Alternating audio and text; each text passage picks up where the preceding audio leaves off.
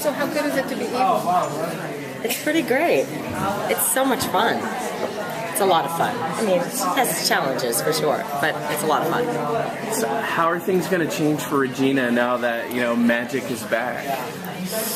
Well, like we saw in the finale, she's lost Henry. So it's about trying to get him back in the second season for her. And how she's going to do that, we have yet to reveal. But there is a smirk on her face at the end. Happy to see that magic is back. I'm sure she's going to find a way to use magic to get him back at some point. What I really appreciated about your performance and also the character was that yes, she was evil, she did really, really evil things, but when you start to learn the motivations behind it, you can kind of understand. There's some understanding that goes along with it. So, how was that to play that sort of thing? Were you glad to have reasons to be able to? I was. I knew initially, just from the pilot, that this evil comes from a deep place. And so I never lost that. And I had my own story that fed me throughout the season until we got to episode 18. Although it wasn't far off, actually, from what you saw in the Stable Boy episode. I knew that her true love was killed. I didn't know how or who did it, but I knew that. And I knew that even before I auditioned. Which is kind of strange. And I remember when I started shooting the pilot, we were up in Vancouver, and I talked to Eddie and Adam, and I said, I feel like her true love was killed, and someone killed her true love, and they looked at me and went, how did you know that? And I said, what do you mean? And they said, that's exactly where we're going. And they initially were going to tell that storyline in the second episode. But then they did the smart thing and waited, and I was really happy that they waited because it meant so much more when we actually saw where her pain derives from. Eddie and Adam have hinted that nobody can order her backstory for Regina, which was maybe possibly being given away. Can you talk about that? Have they mentioned to you that there's more to tell them? Yeah. And that's yes, they have. But I can't say much.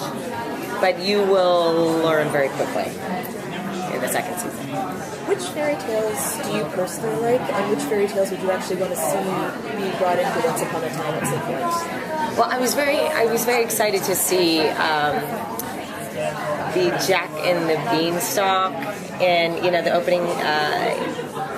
What is it? The title card. It says Once Upon a Time, and then you see sometimes a wolf come in, or Snow walking through the forest with her dwarves.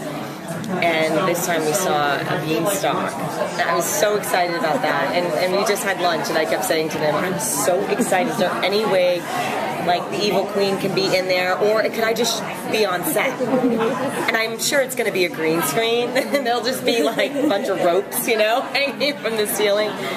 But I'm super excited about Jack and the Beanstalk. That was also one of my favorite stories growing up. Hansel and Gretel was one, although we've seen that already. And I'm sure some of you have read. I love Ursula. I absolutely love Ursula. And I keep asking if I can play her, but I don't. I mean, if Rumpel can be the Beast, why can't the evil queen also be Ursula? So, right? Yeah. So we'll see. But they're adding Mulan this year. I'm just trying to find And Aurora. So do you know anything about that, and are you going to be involved in those stories? I'm not sure. I know you will meet those two characters very early on.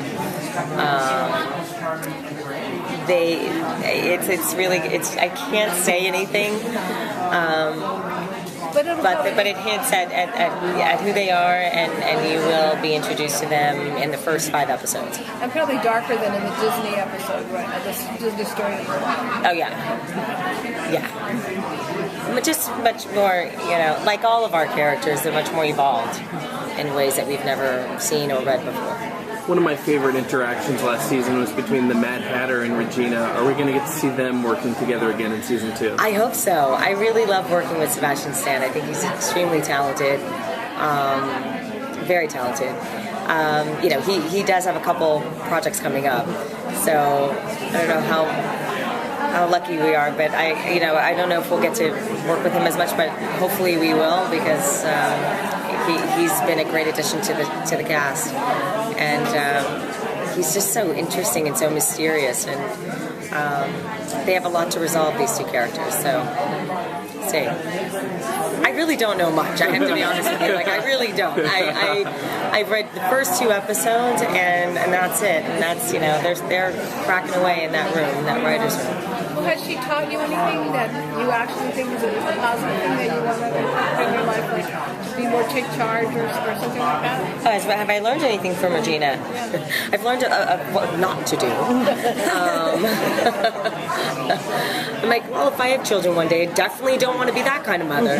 Although I will say that she loves very deeply, and I know that she does, and that's a choice I've always made from the very beginning. How she expresses her love is another thing. And, I think in the second season she's going to work on that. I think there's a lot of growth for Regina in the second season. Mary Margaret's been really meek around Regina, but now that she knows she'll snow, it snows pretty fierce. How will that dynamic change? She's going to be stand up to her more? I'm sure. As we've seen Snow White in Fairy Tale Land, she's a badass. I guarantee she's going to confront Regina at some point. I think they'll all probably try to take her down. I don't know how successful they'll be, but they'll at least try. All right, thank you.